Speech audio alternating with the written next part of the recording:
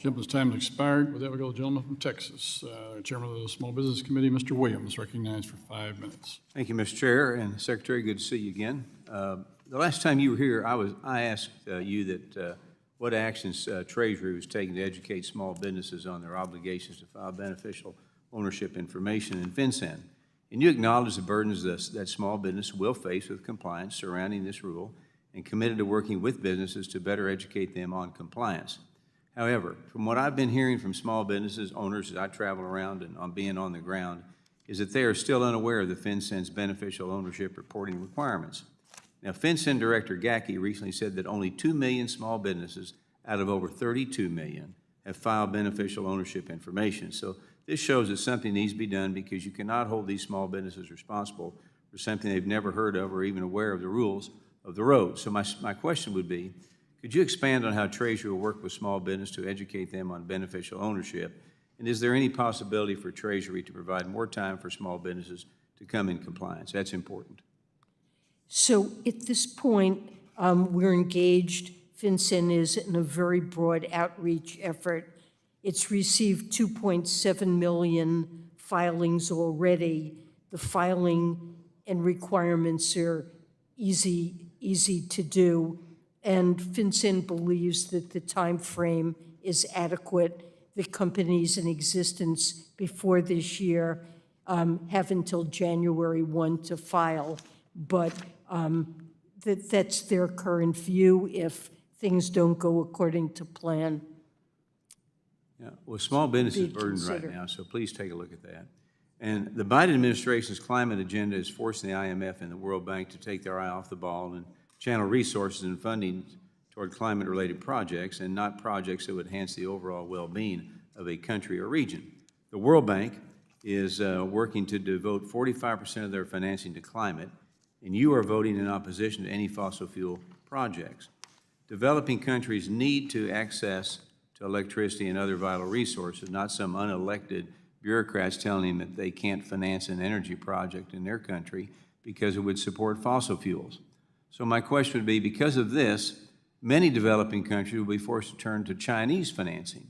Now, how is Treasury going to combat growing Chinese influence around the globe if your policies are enabling them to grow their influence?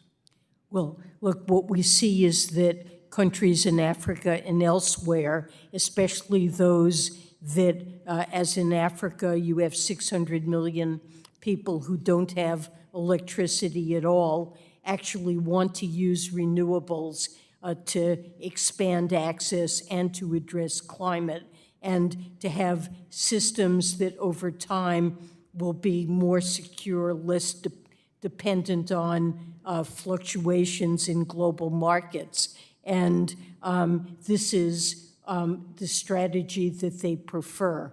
Our policy in terms of lending is that if it's not possible to use renewable energy, we want that to be looked at first.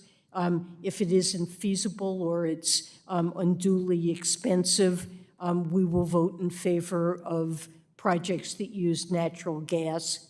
And in fact, in those that have been presented, the great majority we've been supportive of. But climate is a very serious concern in so many countries around the world. It's impeding the goals of sustainable development and poverty reduction, and so it is a priority of borrowing countries as well as the World Bank and other MDBs. Yeah. In business, you don't want to sell off an empty shelf, and you want to have products that people want to buy. So I think we need to have all options available.